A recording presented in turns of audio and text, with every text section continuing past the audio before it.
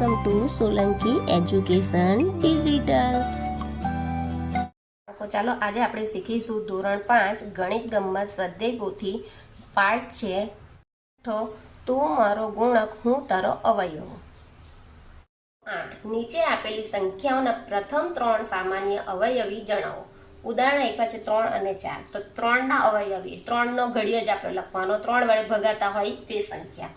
તો 3 એકા 3, 3 દુ 6, 3 તાલી 9, 3 ચોક 12, 3 પંચા 15, 3 છંગ 18, 3 સત્તા 21, 3 અઠા 24, 3 નવા 27, 3 દાન 30, 11 તાલી 33, 12 તાલી 36 અને 13 તાલી 39. અહીંયા 3 વડે ભગાય છે.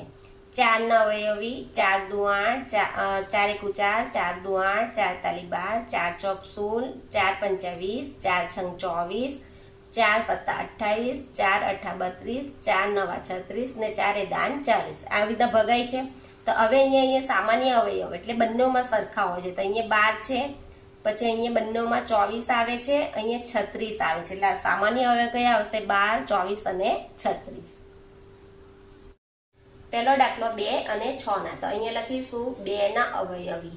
તો 2 ના અવયવ આપણે પાડીશું 2 એકુ 2, 2 દુ 4, 2 તાલી 6, 2 ચોક 8, 2 પંચા 10, 2 છંગ 12, 2 સત્તા 14, 2 અઠા 16, 2 નવા 18, 2 દાન 20, પછી 6 ના. 6 એકુ 6, 6 દુ 12, 6 તાલી 18, 6 ચોક 24, 6 પંચા 30, 6 છયું 36, 6 સત્તા 42, 6 અઠા 48, 6 નવા 54, 6 દાન 60. તો હવે અહીંયા બંનેમાં સામાન્ય અવયવ લખીશું, બંનેમાં જે સરખા નીકળે તે. તો અહીંયા જો પહેલા સંખ્યા છે 12, ના સોરી 6 પણ છે. એટલે અહીં લખીશું આપણે 3 અને 4 ના પ્રથમ 3 સંખ્યા લખવાની છે. તમારે એનાથી વધારે પણ લખી શકો, પણ આપણે અહીંયા લખ્યું છે એ પ્રમાણે 3 સંખ્યા લખીશું અવયવી. તો કઈ આવશે? પહેલા તો 6 આવશે, પછી 12 પણ છે એટલે 12 લખીશું. પછી કઈ સંખ્યા આવશે? આ 18 છે, અહીંયા 18 પણ છે એટલે આપણે એટલે સુધી 3 સંખ્યા લખીશું. હવે બીજો દાખલો 4 અને 8 નો. તો પહેલા 4 ના અવયવ પાડીશું. તો 4 એકુ 4, 4 દુ 8, 4 તાલી 12, 4 ચોક 16, 4 પંચા 20, 4 છંગ 24, 4 સત્તા 28, 4 અઠા 32, 4 નવા 36, 4 દાન 40. હવે 8 ના. તો 8 એકુ 8, 8 દુ 16, 8 તાલી 24, 8 ચોક 32, 8 પંચા 40, 8 છંગ 48, 8 સત્તા 56, 8 64, 8 નવા 72 ને 8 દાન 80. હવે અહીંયા 4 ને 8 ના સામાન પ્રથમ 3 અવયવી. તો પ્રથમ કયા છે? 8, બંનેમાં સરખા છે એટલે 8, પછી 16, 24 એટલે આ પ્રથમ 3 અવયવી લખીશું. અને 5. તો 4 ના લખીશું પહેલા. 4 એકુ 4, 4 દુ 8, 4 તાલી 12, 4 ચોક 16, 4 પંચા 20,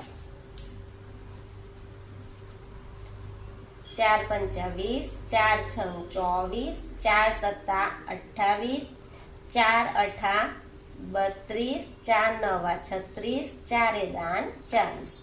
હવે લખીશું 5 ના. તો 5 એકુ 5, 5 દુ 10, 5 તાલી 15, 5 ચોક 20, 5 પાછું 25, 5 છંગ 30, 5 સત્તા 35, 5 અઠા 40, 5 નવા 45, 5 દાન 50. હવે અહીંયા લખીશું 4 અને 5 ના પ્રથમ અવયવી. તો પ્રથમમાં કયા આવશે? પહેલો જો અહીંયા 4 પણ નથી, અહીંયા પણ નથી. કયા આવશે પ્રથમ અવયવી આપણા? 20. આ અહીંયા પણ છે, અહીંયા પણ છે. અહીંયા 20 આવશે, 20 આવશે. પછી કયો આવશે? 40. હવે ત્રીજો તમને એવું થશે કે મળતો નથી, તો આ બેનો જ આપણે એ કરી દઈશું લસા. તો જો કયો આવશે? 60 આવશે. કેવી રીતના કે જો 15 ચોક 60 આવે છે બંનેમાં, અને 5 નો કયો આવશે? 12 પંચા 60. એટલે 60 સંખ્યા કેવી? બંનેની અંદર ભાગી શકાય છે, એટલે અહીંયા આવશે 60. ચોથો દાખલો 10 અને 20. તો પહેલા 10 ના અવયવ પાડીશું. 10 એકુ 10, 10 દુ 20, 10 તાલી 30, 10 ચોક 40, 10 પચા 50, 10 છંગ 60, 10 સત્તા 70, 10 અઠા 80, 10 નવા 90, 10 10 100. હવે 20 ના. તો 20 એકુ 20, 20 દુ 40, 20 તાલી 60, 20 ચોક 80, 20 પંચા 100, 20 છંગ 120, 20 સત્તા 140, 20 અઠા 160, 20 નવા 180, 20 એ દાન 200. તો અહીંયા 10 અને 20 ના પ્રથમ 3 અવયવી. પ્રથમ 3 તો પહેલા તો અહીંયા 20 20 આવશે, આ બંનેમાં છે. 40 પણ છે. પછી કઈ સંખ્યા આવશે? 60. આયરા 60 બંનેમાં છે, એટલે પ્રથમ 3 અવયવી. પાંચમું 2 3 અને 4. તો પહેલા 2 ના અવયવ પાડીશું આપણે. અહીંયાથી જ પાડીએ 2 ના અવયવ. તો 2 એકા 2, 2 દુ 4, 2 તાલી 6, 2 ચોક 8, 2 પંચા 10, 2 છંગ 12, 2 સત્તા 14, 2 અઠા 16, 2 નવા 18, 2 દાન 20. હજુ 2 વડે ભાગી શકાશે, તો 11 દુ 22, 24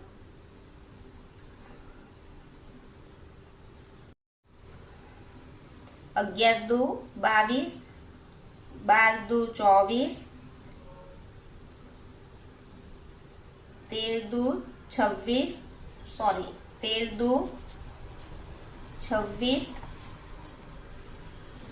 14 દુ 28, 15 દુ 30,